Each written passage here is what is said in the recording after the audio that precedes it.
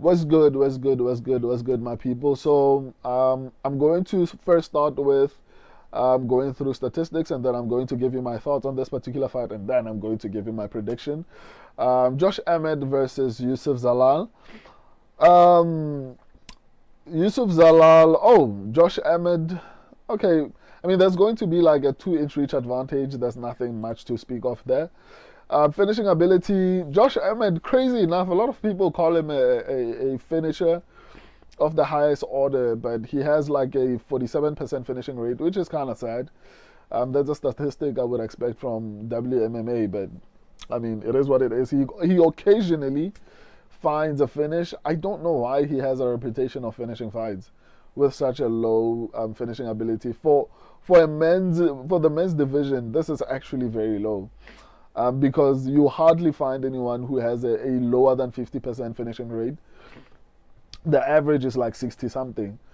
The lowest you'll find is probably 55 or 50 something. Anyway, Yusuf Zalal has a 76% finishing rate. But you know what? Maybe I'm being too hard on him. The level of competition that he's been fighting probably is the reason why he doesn't finish fights as much. As far as output, Josh Emmett is a little bit busier during fights. I don't know, but I mean, does it mean anything when he gets hit as much as he does? Because it feels like he takes one to land one, right? I know that's maybe a good way to actually not lose a fight, especially if someone is outclassing you, you might as well take one to land one.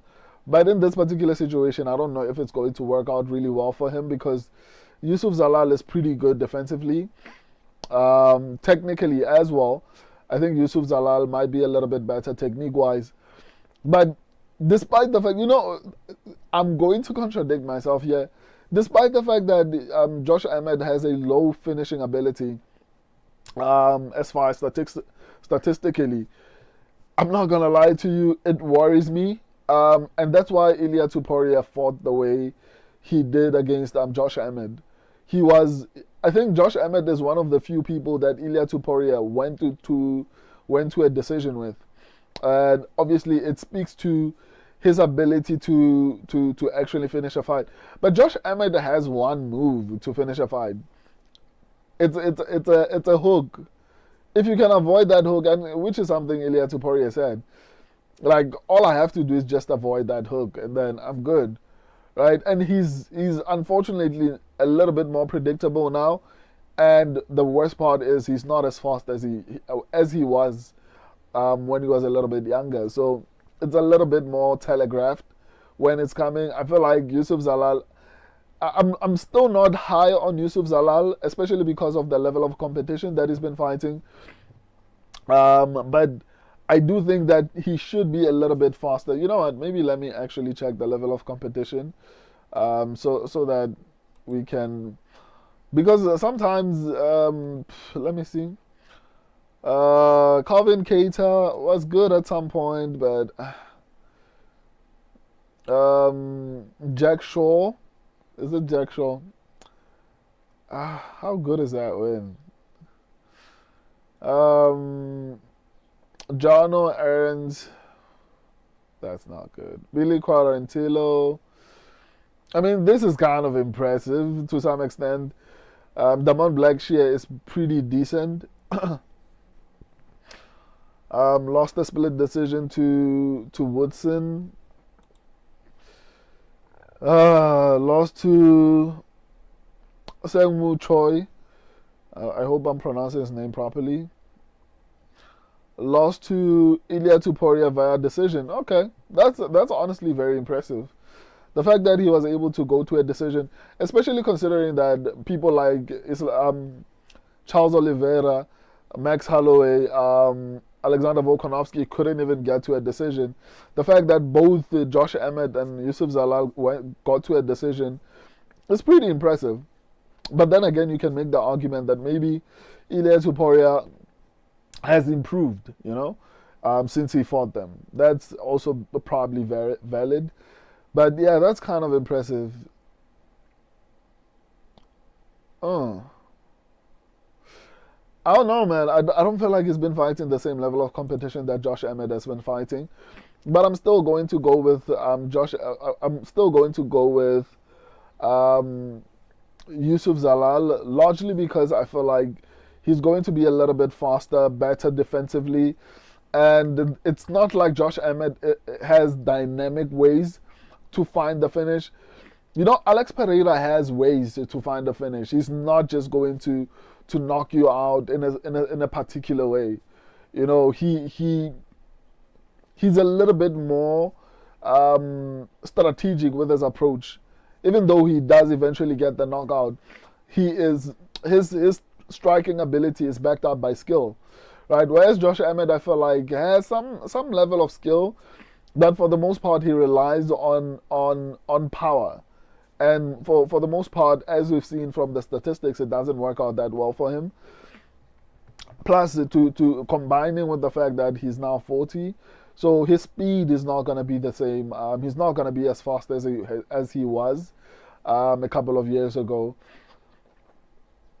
I'm still not sold on Youssef Zalal as yet. Also, large and considering what's been happening this year, where prospects have been losing to the veterans of the sport, it's hard to actually even say, well, Youssef Zalal is younger, so he's probably gonna win, because all these young dudes have been. I mean, look at Neil Magny just beat what's his name, Jake Matthews.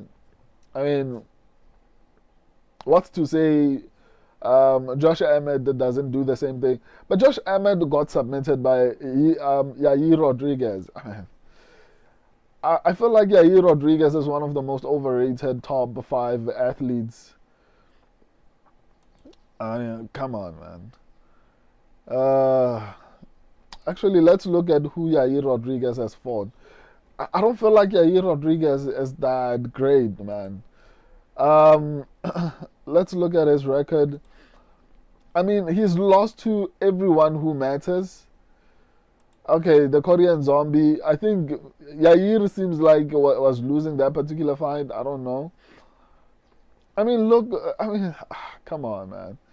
I don't feel like Yair is that good, man.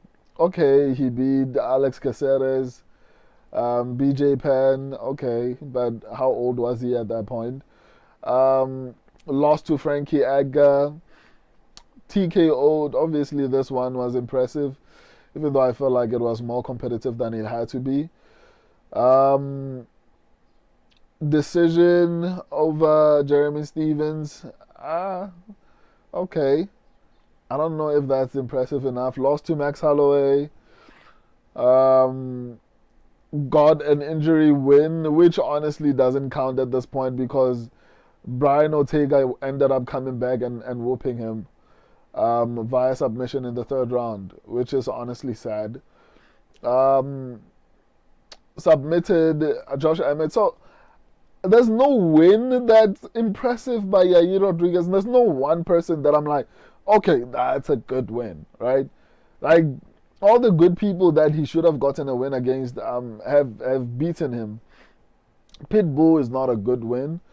Um, who else? He lost to Volkanovski, Brian Ortega. Like Yair Rodriguez's best win is Josh Emmett.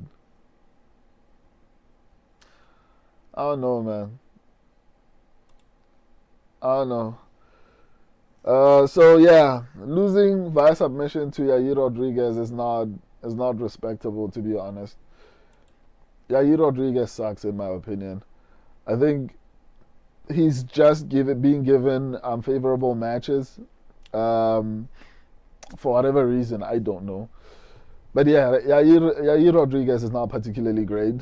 Um, so yeah, as far as striking goes, I think Youssef Zalal is going to have the advantage.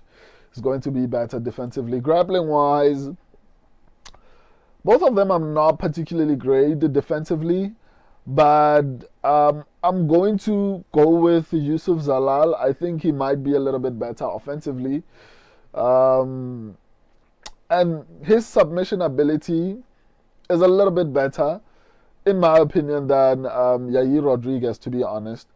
Um, I would trust if Yair and Youssef Zalal were to wrestle or were to grapple, I feel like I would be a little bit more confident. Not a fight. And let me go back to Yair. I feel like Yair is one of the most dynamically talented strikers in the UFC. I just don't feel like for some reason, he's not as good as I think a lot of people give him credit for. I don't think he's that good. And I don't think he's ever going to be a champion. There are people who can fluke becoming a champion. Yair is never going to fluke becoming a champion. And like obviously he became an interim champion because he was facing Josh Emmett. But still, that's as far as is going to go in his career, to be honest. It doesn't matter which division he moves to. Unless he moves down and goes to bantamweight and becomes a weight bully. Maybe that might work.